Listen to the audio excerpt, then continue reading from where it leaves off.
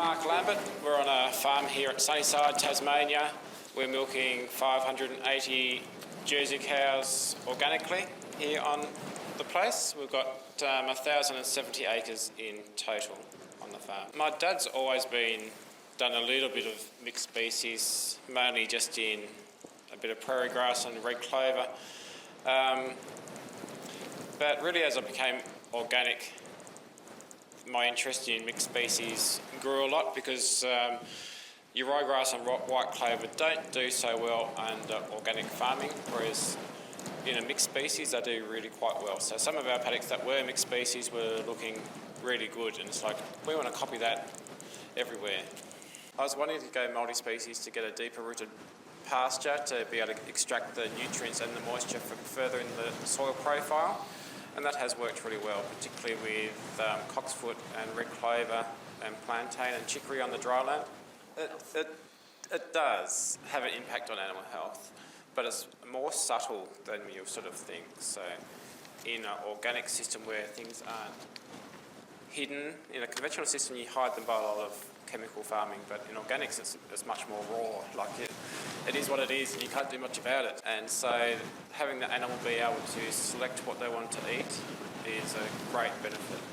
So one of the biggest things we do differently is, first of all, we organically farm, so we can't spray out weeds and things, but that in a multi-species, that means that we don't spray out those multi-species as well. So we've also seen in a paddock like what we're standing here, actually, that a lot of the multi-species, a lot of the plants you call weeds that the cows love, like dandelions and docks, the cows actually like them and eat them. And so are they truly a weed or not? I like farming naturally. I really enjoy that.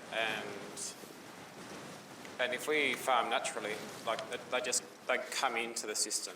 And so I try and replicate what grows well there and maybe introduce a few more species as well. Benefit has been extending the season, so the grazing season, being able to graze into summer, that quite a lot further, so probably an extra round or two compared to everyone else is the biggest benefit. You have to remember though, we do perennial multi-species, whereas most people do annual multi-species. Plant an annual mixed species to just use it like turnips or something like that as a fodder crop, whereas mixed species to us is part of the pasture, part of what every paddock, it would be, if we could do, every paddock would have it in every paddock. Grasses are mainly ryegrass, cocksfoot and prairie grass. The clovers, white clover, red clover, subclover, Caucasian clover, strawberry clover, lucerne, and there's a few others I can't remember. The herbs are chicory, plantain and sheep's burnet would be the three main herbs, but we've also got endemic herbs like dandelion and dock.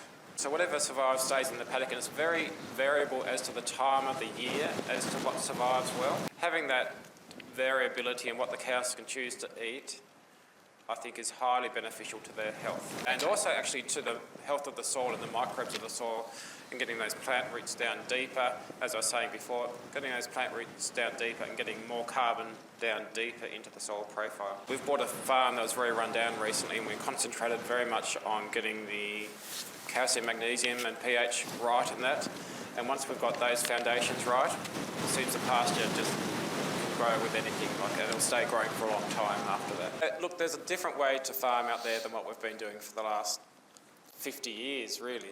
And it works. Yeah. It works really well.